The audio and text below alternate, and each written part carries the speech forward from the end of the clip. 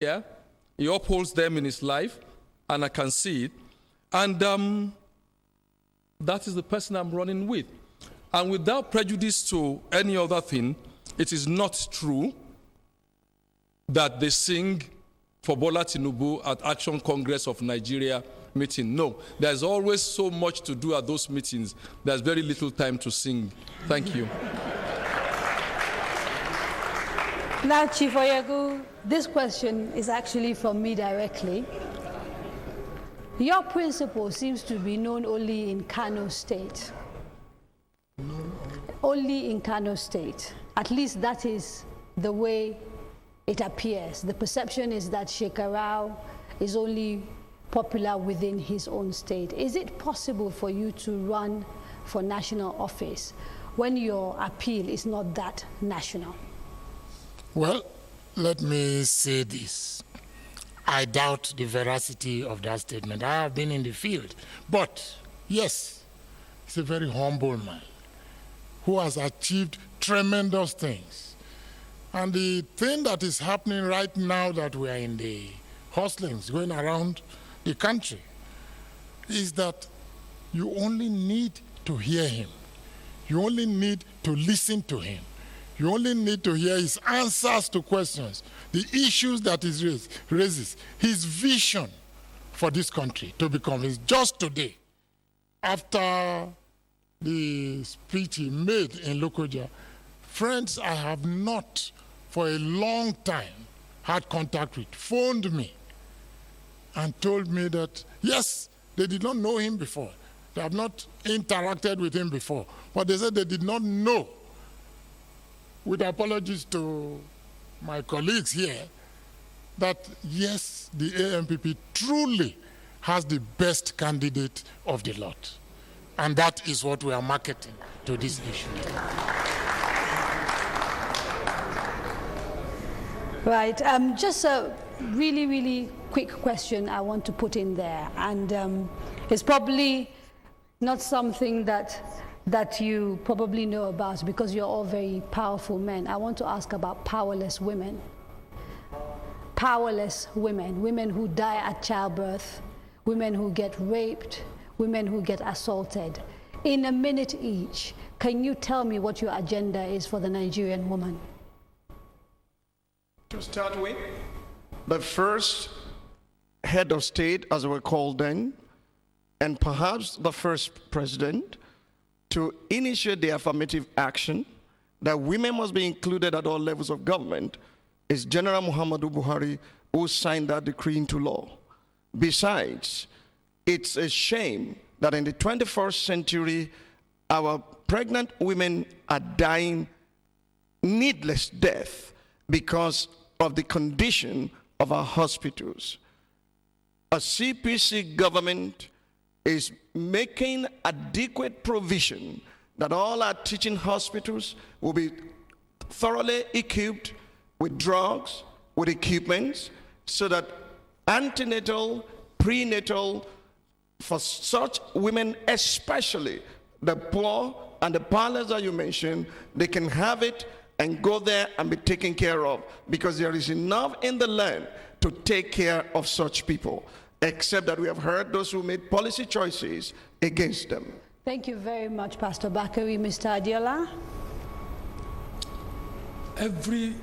Every minority in that regard, whether disabled or women who are widowed or who are aged and too poor to take care of themselves, the state must take responsibility of children and so on and so forth. Under President Obasanjo, we started this endeavor by initially reforming the pension system, which I anchored. And we thought we were going to move the social policy agenda into these areas. But you know, they take a bit of it and they drop the bulk of it. All of them are going to come under purview, and the Action Congress Party government will take care of the majority and the minority as they manifest, beyond just the women, the disabled, the child, you know, the aged, the woman, in whatever way we find them. That is part of our social policy program. Thank you. Thank you, Mr. Adiola. Chief Oyegun. Thank you. Firstly, in our policy document, a copy of which I have here, Shekarau's plan for Nigeria, it has been made very clear, to borrow pastor's words, that there must be affirmative action in favor of the women. We need to do that. They are a disadvantaged group, and like other disadvantaged groups, whatever needs to be done to give them a fair chance will be done by an ANPP government. But secondly, we, in discussions with my principal, have decided that we must be thoroughly honest with the Nigerian people. So we are also going to be thoroughly honest with the women of this country, that sometimes their own problem lies in there, and they create some of these problems. I'll only give you a typical example because it's something I feel passionately about. Kudirat Abiola. I would have expected that the Central Women's Organization in this country would have taken up her cause. We have to wrap. And made her a matter. It is a very interesting conversation, and the issues are many and complicated. And so it is unlikely that in an evening like this that we were ever going to go through everything. I'd like to thank you for coming, and as we promised you before we go, you're all going to get a chance now to do your closing statements. Please start with Pastor Bakari and work our way down. 2011 gives us opportunity to think before we vote.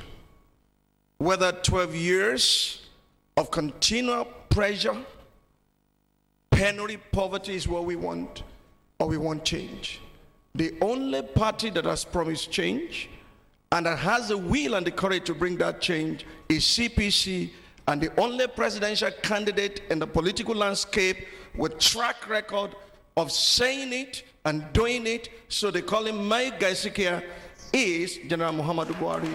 I happen to be his running mate. I'm afraid your time is up, Pastor Bakari. I have to be fair. Chief Oyego. Next month, the destiny of this nation, its future, and its very survival will be in the hands of the 70 million odd Nigerians that have registered to vote. My appeal is that that vote is the power they have. It is the control that they have over government. It is their duty to hire. It is their duty to fire. The time has come to fire.